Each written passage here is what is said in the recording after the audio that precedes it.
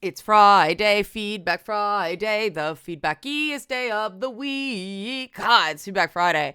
And yeah, this Feedback Friday, I'm going to do a deep dive in the nuance of prison sentencing disparities because of one comment that called me insane for thinking what I did in the video. And it was somewhat misinterpreted, but I thought it was worth going through because this is one of these things where the feminist sphere gets it wrong. The manosphere gets it wrong. What's the nuance in the data? And, the granular details are stuff that the feminist sphere doesn't like, so they oversimplify it. And the solutions to the sentencing disparity, at least on gender, the manosphere doesn't like. So neither gets it right. So that's what I'm here for. I don't fit in anywhere. But first I want to talk about, there were a lot of comments this week about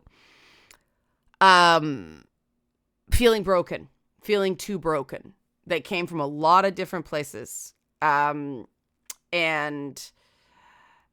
there were so many that I think I have to do dedicated content on that, and so I'm going to do a bit of more of a deep dive into stuff. I'm interested in more of your comments on that. We'll talk about it on the Discord because it came up from a lot of different places. And the short version is, you're not broken, you're hurt. And the fact that we encourage people to think about themselves as broken, so many people are given language that internalizes things that are done to you. They are not part of you. Your feelings are real. Your feelings are valid. Your feelings matter. The narrative that you are broken, too broken, that's something that we can do something about. And that's why I do the work I do. Donating sessions help get people the supports who feel broken. And I mean, there was a lot of really cool stuff this week. Somebody said on Monday's video, they said that they asked about a feelings wheel in therapy, whether their therapist had it, because I saw it on one of my videos and the therapist did, and it helped. And that's like, I've been doing things like sourcing medication alternatives because there are drug shortages, including ADHD meds. Got a win on that one this week. Like, little things like that can make a huge difference in people's ability to function and thrive. So if you want to be a part of that, you can help support this channel, and supporting via Patreon and Ko-fi gets you access to the Discord at the beginning of every month. So help support this channel. Become a monthly patron, patreon.com/LeannaK, or buy a one-time Leanna Care session for someone who can use it but can't afford it, coffee.com/LeannaK. If you got a lot of money to burn every month, become a monthly donor of a Leanna Care session. We need six donations a week to fill demand. Or if you just want to kick a few bucks, you don't want Discord invites, you just want to say, you're cool, here's a couple bucks. That's what the GoFundMe's for our, specifically our men's stuff. The GoFundMe, I'm looking for a replacement for that, because there's not enough communication there for my liking. But okay, so more on being broken. Ask your questions now, please. I'm gonna do it next week. The comment that I am going to address that was critical. She's insane if she thinks that the justice system isn't biased when it comes to men and women. As an example, when this exact same crimes are committed, men consistently get more time. That's been proven time and time again. First of all, I'm not insane. I used to be insane. I'm not insane anymore. So that's inaccurate. And coming on a channel that talks about mental health and accusing somebody of being insane makes me sort of question your impartiality on this one. Now, sentencing disparities are a thing. they are not as simple as this commenter makes it seem. There are a lot of different things that go into determining a sentencing disparity. And I went all the way back to the 1980s and the 1990s to see how consistent that is. And there's a lot of factors involved that explain the gendered sentencing disparity. But we cannot separate the racial sentencing disparity from the gender sentencing disparity, just because Black people are so much more likely to go to prison than white people. And they spend more time in jail on the whole. And because so many more men do go to prison than women, in part because of the crimes committed, but also women are more likely to take a plea bargain in a lot of states. And this is, it's state to state. The numbers are somewhat different. But yeah, because so many more Black people go to prison, especially Black men, it just, there's no way that doesn't skew all the numbers. And the racial sentencing disparity is, it's come down officially, but that's partially because some states have just stopped tracking the data. So it's in modern times, it's even worse than we think. And this is complicated because it's the type of crimes that men and women are charged with. Should women be charged with violent crimes more often? You know, the Jonathan Majors Grace Jabari case called that into question. This is, you know, there's the policing element of it. Then there's the actual courts system. And then there's the idea of sentencing. Now, sentencing involves multiple components. Overall time served, the amount of jail time involved in that sentence versus, say, you know, a mental health facility or a diversion program or something like that. And then there's the parole. And your sentence includes all that stuff. And going back to the 80s, they have found a huge disparity in the amount of time women spend on parole versus the amount of time men spend on parole. Men get a lot more time after the fact. Now, it's very, very hard to find one-to-one statistics on just how big the disparity is regarding gender. Because it's just, you know, there aren't enough women in prison for murder, for instance, compared to men to really get, you know, and then you've got the fact that,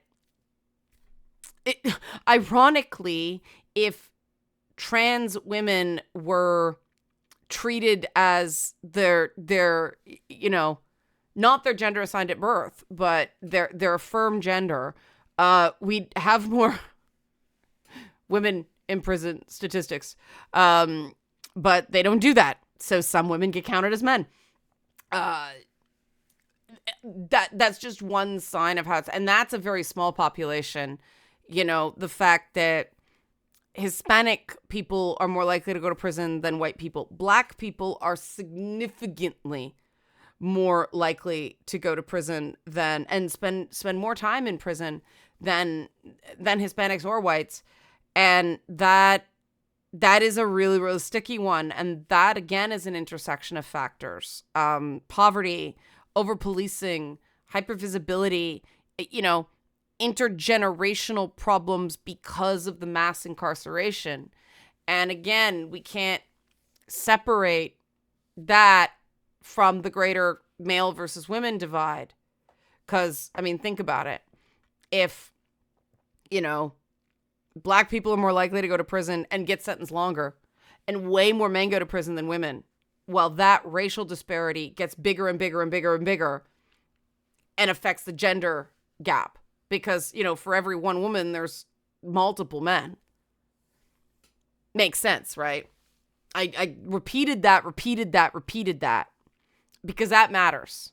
And it isn't so neat to separate one statistic from another. And that's one thing that drives me crazy, is that, the feminist side gets it wrong by, and this, again, really came up in the Jonathan Majors Grace Jabari thing of they are so afraid of the reality that Black men are treated more harshly by the system. The mass incarceration thing is real. There's a reason for Black men to fear this stuff. And it complicates their narrative here. And so they're just like, oh, he's using it for his own advantage. Either it's true or it's not. And because he's male and Black, a whole bunch of people try to nope out talking about this because, anybody that sees the snippet of the video of him just hucking her back in that car and doesn't see her chasing him for like 4 cameras, like blocks and blocks and blocks and blocks, gets a very different view of the whole thing. And so am I trying to argue that the system is fair? No. It's just not as simple as men are treated more harshly by the system than women. And this is where we get to the good part where the polls flip. Because the feminists don't want to admit the sentencing disparity. And the manosphere goes, yeah, we have data. Well, the interesting thing is what the explanation for the sentencing disparity is. And again, far less obvious overall on gender than race. Far less. But the reasons, this is when the manosphere is going to get mad at me. Because the reason the legal system, the sentencing system, is harsher on men than women is men. The thing they found lessened the sentencing disparity on gender. More female judges. Yep. More female judges mean less of a gendered sentencing disparity. I'm not kidding. There is a paper, Racial and Sex Disparities in Prison Sentence, the Effect of District-Level Judicial Demographics. Let me get this up there. I didn't plan to show it, but I probably should. Move this out of the way. Okay, here we go. Here it is. Okay, you will see. It is from January 2005. So, University of Chicago Press Journals. The results suggest that judges' race and sex have little influence on prison sentences in general, but do affect racial and sex disparities. For serious offenses, increasing the proportion of female judges in a district decreases the sex disparity. I interpret this as evidence of paternalistic bias among male judges that favors female offenders. The racial composition of the bench has mixed effects that are open to different interpretations. So that race thing, see what I mean? It's sticky. There is little evidence that the political composition of the district affects sentencing disparities. So, it's not race. It's not Republican versus Democrat. It's male judges, Republican and Democrat appointed alike, doing this more than women. Like the disparity doesn't get eliminated, but I mean, it can't, right? Not, if we had all female judges, we could measure it. But yeah, it's men doing it to other men, which is what we tend to find with this stuff. And that's why the manosphere's tendency to claim that society is biased in favor of women. That's not so. It isn't that the system thinks women are better than men. It's that the system thinks that women are just too incapable of really being morally culpable for crimes. That has been a thing that goes back to the Seneca Falls Convention, first wave feminism, that convention wanted. One of their demands was that women are not given less harsh sentencing when they commit crimes with their husbands. That was one of the things they said back then. Go back and look it up. And this is something that feminist domestic violence advocates overlook when they talk about this stuff, because they just want to be, it's very easy to go gendered Duluth model, power and control wheel, men bad, women victims. But let's think about that. Because if it really is societal power, then it's not innate. It's who has the power. And that, like the sentencing disparities, there are a great many things that go into that. And this ties into the brokenness thing.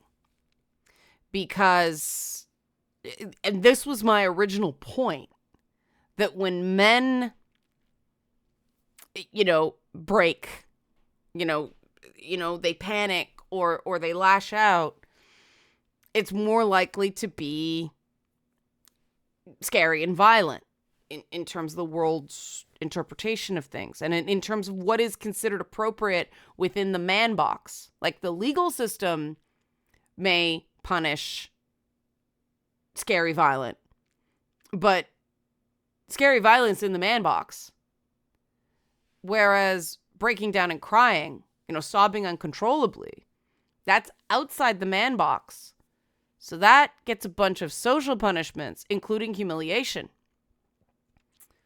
Whereas that's right in the woman box. And one of the things they found going back to the 80s is that when women commit crimes that women are not supposed to commit, like assault and things like that, they actually do get stronger, like there's less of a gap, there's less of a disparity than for things like, burglary or, being a drug mule or something like that. Though that's way back. It's gone on for a while, this idea that, and of course that smacks black women a lot more than white women, because black women are seen by the system as inherently less feminine anyway. This is a really complicated thing.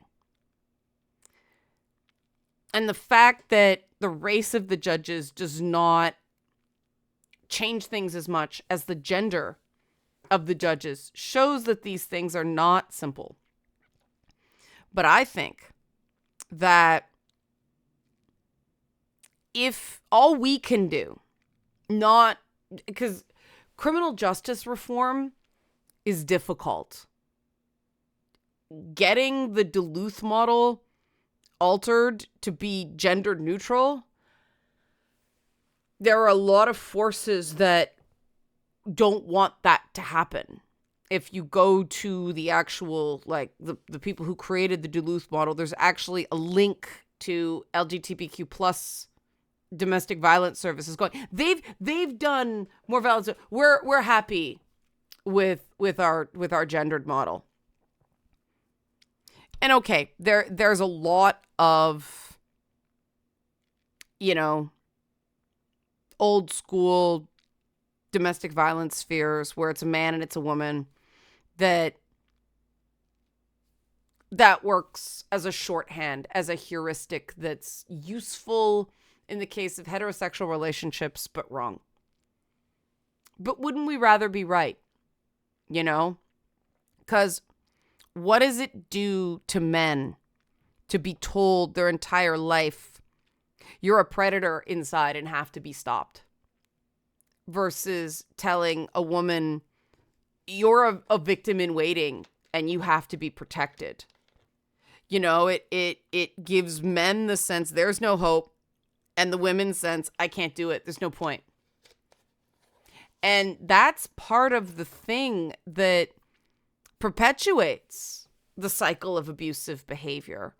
And, you know, what I was saying, and that's why it's like, the system is biased against women. It's just, biased in favor of women. He didn't say that, biased versus men, women. I want to say what he said correctly. But it's just that the way women abuse isn't considered criminal. It doesn't mean it's not harmful. The lawful and awful space, and that's what I was saying. But what do we do about it? Because, you know, the rates for women who are victims of intimate partner violence are not going down much. The rates for men are going up. And that could just be reporting. Since I started monitoring this, men have increased from 1 in 6 to 1 in 4. Women are still 1 in 3. That's 1 in 3. Yep. And obviously, 1 in 3 men are not in prison for abuse, right? Obviously, you know, because it's not 1 man, 1 woman, 1 man, 1 woman. Abusers like this are repeat offenders. And so it is a minority of the population on all sides. And what we have to do is support people so they feel not broken. They feel like they can have a chance. They feel like they can actually do it right, that there is a pathway that is understandable and achievable. And my attitude, instead of, you know, the power and control wheel, I would rather go, let's just heal people. Let's give people a place that is actively, you know, man and woman box free, where we're just people. So men can say, I'm hurting and get support. And women can say, I'm angry and want to hit shit. Not that they did it, but that they want to. Or sometimes, you know, I talk about being violent as a kid. And Stalker Chan likes to say that means I'm still violent. No, Stalker Chan. I was like 16 years old. I'm not like that anymore. And I always say I'm not proud of it. I'm just saying I get the violent impulse, you know? She is violent. But enough about that. Because, I mean, that obviously really, I can't use things like the Duluth model because a lot of the people who have been abusive to me in the past have been women. Some have been men. But that has given me a perspective on a holistic approach to the whole thing. You know, we talk about hurt people. And that's true. But people who think they're broken break other people. And I do think broken is a very different mindset than hurt.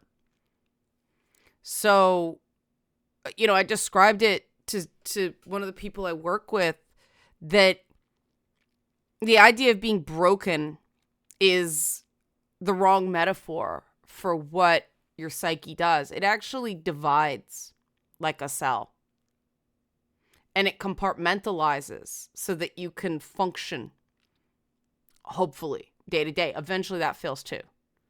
I mean, you know, my body failed, my mind failed, my emotions failed. Everything just failed. I couldn't push on anymore. And it hurt. But, was I broken? No. Because what do you do with something that's broken? You throw it out or you fix it. Well, fixing is done by an external force. And beware anybody who tries to fix you. That comes from in here. There are people who can support you, people who can assist you, people who can mentor you and guide you, but fix you? No. That is giving up way too much of your power, your agency externally.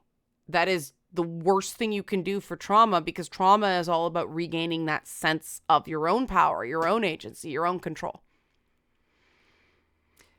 And I mean, as somebody who was shipped off to the system starting at the age of 15 with basically fix my kid, it doesn't work. And it does real damage to the kid. It gives you that sense of identity that you're broken. And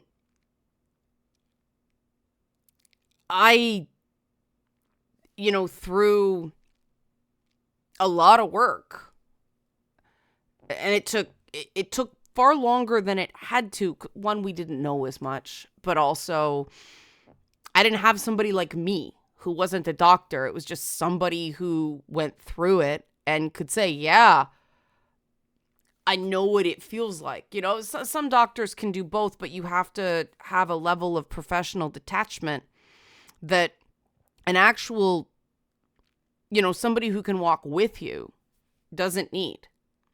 I can get down in the muck with somebody the way a psychologist or a psychiatrist can't, or even a social worker can't, though they have more, they have some more leeway to go out in the community. And I personally found social workers, for that reason, were the most effective with me. And what I realized is I wasn't broken. I was hurting and I was unheard. And it was more like there was a leak, a memory leak that just was making everything else lock up, become non-functional, overheat. And obviously those are addressable. And yeah, but that's broken code. All right, fine. But people are not objects and the fixes are not external.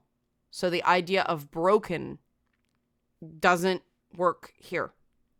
And the reason people are abusive does often come from not, I'm going to be a big bad bully. It comes from a sense of powerlessness. It comes from a sense of helplessness. And it comes from a sense that they are, terrible and no good. And when someone has a deep sense of self-loathing, they think it's hopeless. They think it's not possible. Everything I touch turns to shit anyway. And so there's no motivation to do better. Not really. I didn't start doing better until I didn't believe I was broken. I never thought I was a bad person. I did believe I was broken. And the more I started learning about things, I realized I'm not broken. My brain is actually working the way it's intended to. System functioning as intended. There's just parts of our brain that are like, stay down sometimes. And when you keep trying to push through it, you're going through life going, you stub your toe, you go, ow. And if it causes going ow in public, the most extreme form of that is that guy who like Supermaned over the bench and attacked that judge during his sentencing.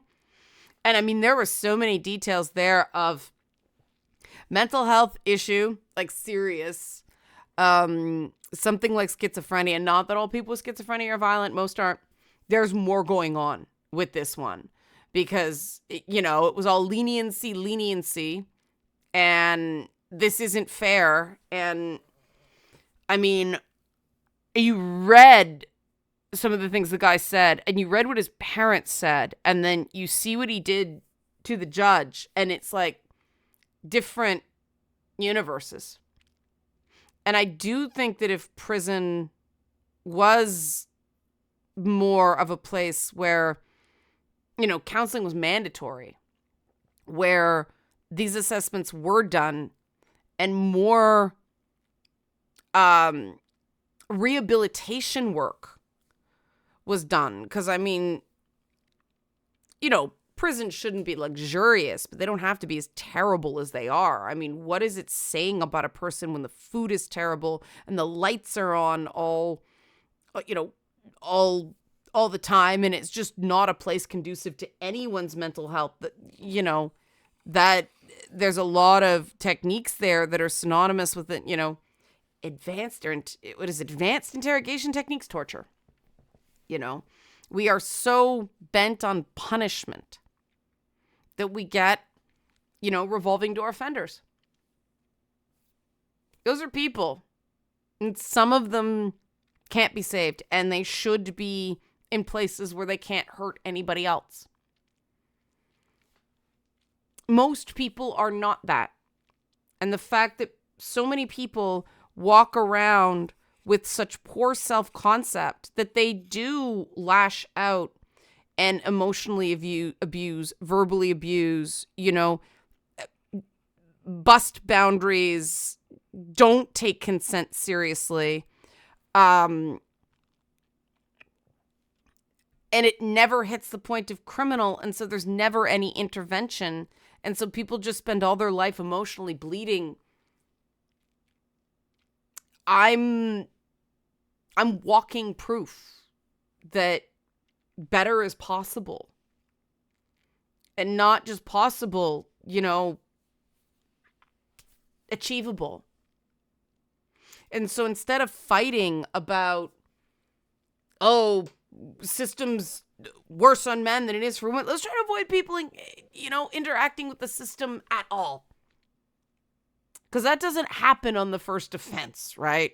Unless it's real bad. Usually, known to police, all that stuff. Let's take that system out of it. It's better if people don't end up in sentencing to begin with.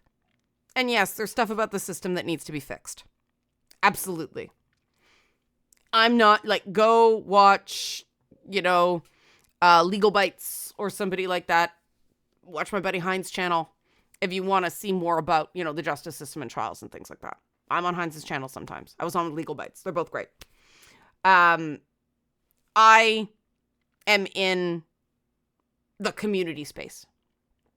And so I find it's worse for men. It's worse for women. I find that boring. I want to focus on individuals and what we can make better, and leave the statistical and semantic fights for other people. Because somebody can take the exact same data I looked at and come to completely different conclusions because it is such a mess. And, what academics, what the research community finds a strong correlation is, in psychology, 30% is a strong correlation. Most people go, what? I don't like those odds. Exactly. So it doesn't even mean the same thing in those spaces that it does to regular people just trying to get by. So you deserve support. You deserve your feelings validated, even if somebody doesn't agree with your behavior. Every human being deserves this. And if you're not getting that, of course you feel broken. But you're not. Because you don't need to be fixed. You need to be validated, and you need to be supported. So join us. Join us if you wish. Leave a comment. join the discussion, or help support this channel and join our Discord at the beginning of every month. Become a monthly patron, patreon.com/Leanna K, or buy a one-time Leanna Care session for someone who can use it but can't afford it, coffee.com/Leanna K. Or if you just like this video, you found it helpful, you don't need anything for it, you just want to kick a few bucks, that's what the GoFundMe's for. Thanks for watching, and have a great weekend.